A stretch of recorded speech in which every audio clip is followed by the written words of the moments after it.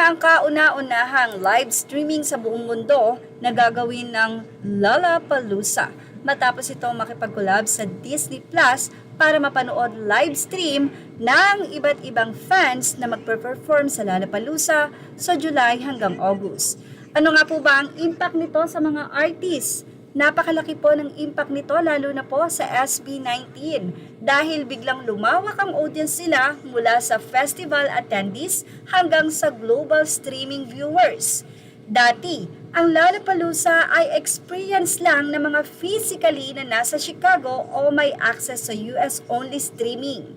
Pero ngayon, ipapalabas na nga worldwide sa Disney Plus at Hulu. Ito ay mas madaling makita ang performance ng SB19 ng mga casual listeners, international media, music executives at bagong fans mula sa iba't ibang panig ng mundo.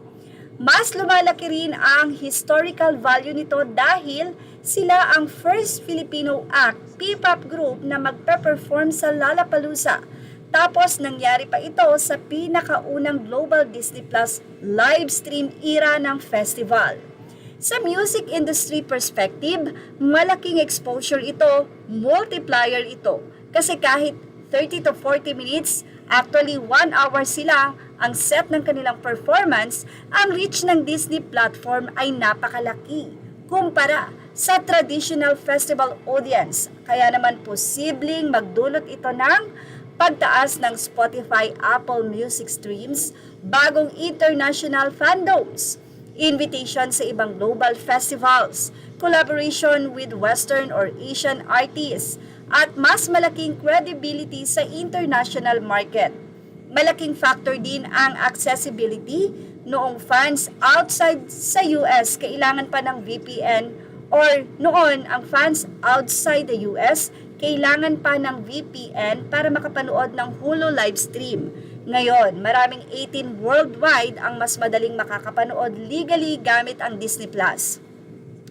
Psychological impact din ito sa branding ng SB19 kapag nakikita silang kasama sa parehong global live stream lineup ng major international acts. Mas tumitibay ang image nila bilang global performing artists, hindi lang successful local boy group. Anyway, may mga ilang nagtanong, sinabi nilang, does it include other stage? Because last year, the live stream is only on the main stage.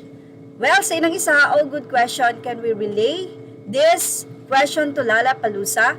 Anyway, obviously, sigurado naman dahil ito nga po ay worldwide streaming, siguradong lahat po ng stage ay kasama dyan. Hindi dun sa main stage lamang. Anyway, abangan na lang po natin at kung sakasakaling nga man po ay napakalaking impact po nito para sa mga voice, SB19. At yan ang ating Showbiz Now update. Images are all credit to the rightful owners. Thank you for watching Showbiz Now.